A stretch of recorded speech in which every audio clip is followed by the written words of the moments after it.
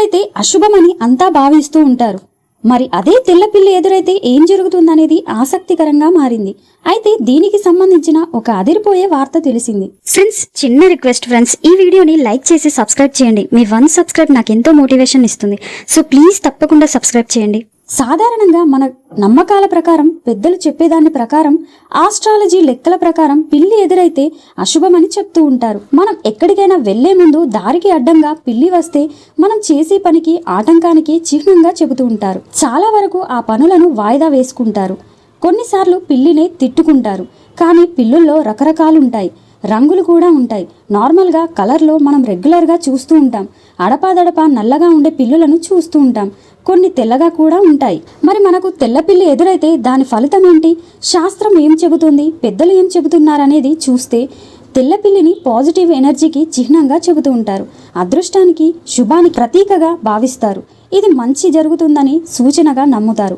ఆధ్యాత్మిక ప్రపంచంలో తెల్లపిల్లులు కాంతికి వాహనాలుగా, హాని నుండి రక్షించేవిగా పరిగణింపబడతాయి.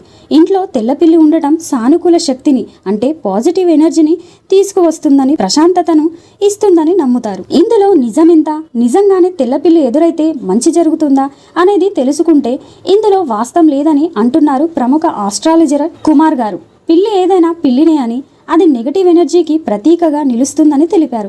మనం ఒక పని మీద ఎక్కడికైనా వెళ్ళినప్పుడు మన దారికి అడ్డంగా పిల్లి వెళితే అది అశుభమని, వెళ్లే పనిలో ఆటంకాలకు ఆస్కారం ఉందనే సంకేతాలనిస్తుందని చెప్పారు. వెళ్లే పనిలో ఆటంకాలకు ఆస్కారం ఉందనే సంకేతాలనిస్తుందని చెప్పారు.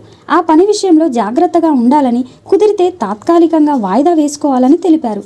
ఈ క్రమంలో తెల్లపిల్లి ఎదురైనా ఇదే నియమం వర్తిస్తుందని వెల్లడించారు. మామూలుగా పిల్లి కనిపిస్తే అది ఎలాంటి నెగటివ్ ఎనర్జీ కాదని, దాన్ని పరిగణలోకి తీసుకోవాల్సిన అవసరం లేదని, కేవలం దారిలో వెళ్తుంటే ఎదురైతేనే మనం ఆలోచించుకోవాలని చెప్పారు. ఇదిలా ఉంటే పిల్లి ఏ రంగుదైనా దారి దాటడం అశుభమని, ముఖ్యంగా ఎడమ నుండి కుడికి వెళ్తే అశుభమని, కుడి నుండి ఎడమకు వెళ్తే శుభమని కూడా కొన్ని ఆస్ట్రాలజీకి సంబంధించిన నమ్మకాలు ఉన్నాయి. అయితే ఇవి కేవలం నమ్మకాలుగానే మనం పరిగణించాలి. ఇదే నిజమని చెప్పడానికి సైంటిఫిక్ ఆధారాలేవీ లేవు. కేవలం ఇది కొన్నేళ్లుగా వస్తున్న నమ్మకం మాత్రమే అని చెప్పొచ్చు.